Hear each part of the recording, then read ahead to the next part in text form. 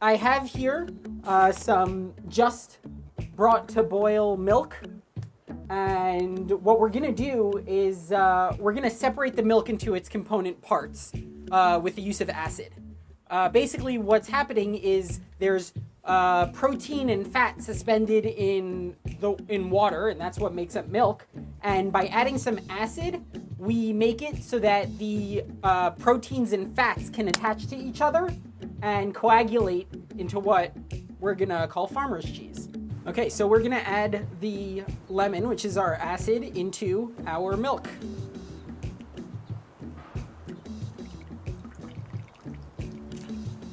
And what starts to happen pretty quickly is the milk begins to curdle. And that is it going from a emulsion, which is the sort of like great distribution of all the fat and protein equally throughout the water. So we're starting with an emulsion and we're coagulating. We're taking some of the parts and sticking them together. And it's the acid that allows us to do that. We're gonna give this a stir. And already the milk is starting to separate. And by stirring, we're basically helping it to separate from the water and combine all the curds together. The curds are the proteins that are connected now and become the cheese when we filter it. The way that we're going to do that, on a regular day, I might have a cheesecloth, but if you're doing this at home, you could also, without a cheesecloth, use a pillowcase. I have just a linen pillowcase here, washed, of course.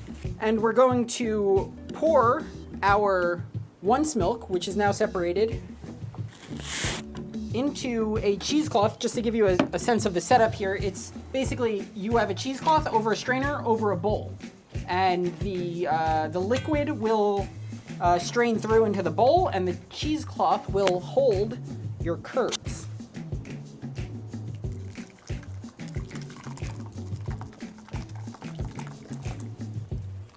Oh, this worked beautifully. That's amazing.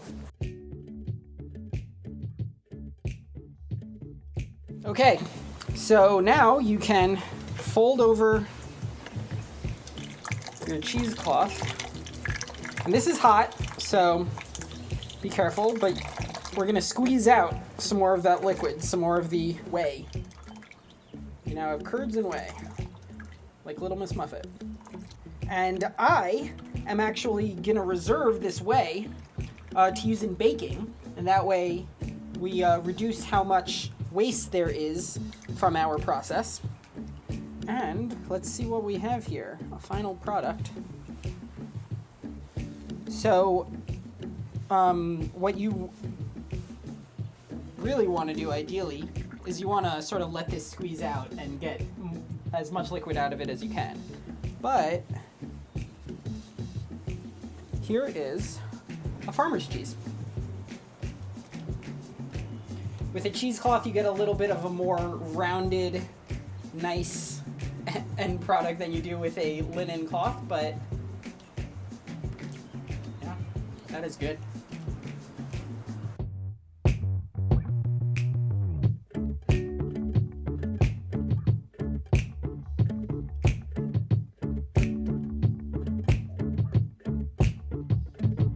So this is the cheese that the Israelites were likely making, probably from goat's milk.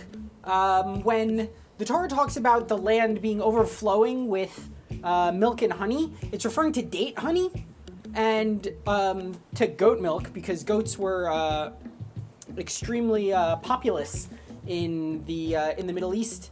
Milk was a source of nutrients, and people needed to figure out how they were going to take that nutrients and preserve it for longer. And it's in that way that cheese was developed. So we have a tradition to eat dairy on Shavuot. Where does this tradition come from? The Mishnah Berurah says that on Shavuot, the Torah was given, and right after receiving the Torah, the Jews in the desert couldn't follow all the laws they had just been given around preparing meat. And because of that, and wanting to adhere to the laws of the Torah that they just received, they only ate dairy on Shavuot until they had time to fully study all the laws about producing properly koshered meat. There's a couple more sources that I'd like to go through on the connection between Judaism and cheese and dairy products on Shavuot. The first text that I want to talk about is just the reference to Israel as the land of milk and honey, and that's actually an agricultural text. It's referring to dates, date honey, of which there's a lot in Israel, and it's referring to goat milk because there were a lot of goats in the Middle East. And I know that right now our Isabella Freedman goats are getting milk from their mothers right now. I was hoping to be able to get to do this workshop with goat milk straight from our goats, but actually we're not at that point yet. Around the time of Shavuot is when the goats will be weaned and we'll be able to start getting goat's milk. Shavuot is the time around when there starts to be an abundance of milk, and that's one of the reasons why we eat dairy on Shavuot. It lines up with the cycle of the year.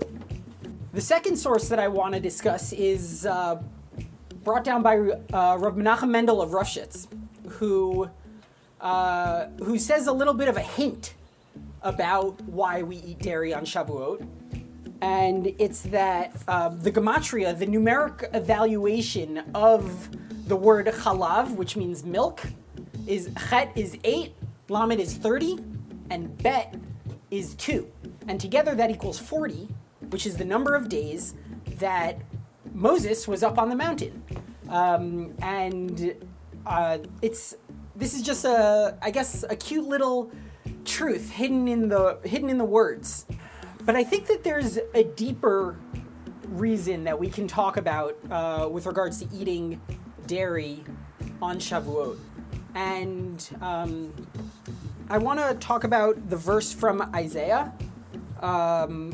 It's chapter 11, verse 7, where Isaiah prophesies that the cow and the bear will graze, their young ones shall lie down together, and the lion shall eat straw like the ox. And this is a pretty sort of end of days utopian vision where carnivores like bears and lions have switched to eating not meat.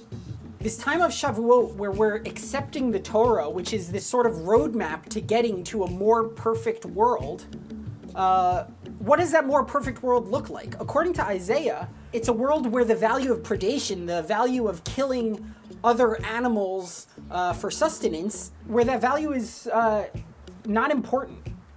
What becomes important are the values of peace, of vegetarian diets, where we're doing less harm with our choices around food. And Shavuot is the perfect time to remind us that we can, if we need to, choose a vegetarian lifestyle over a predominantly meat-based lifestyle. Those changes can happen on a personal level at whatever, pace that you want. But it's interesting to think about what the prophet Isaiah saw as an ideal world.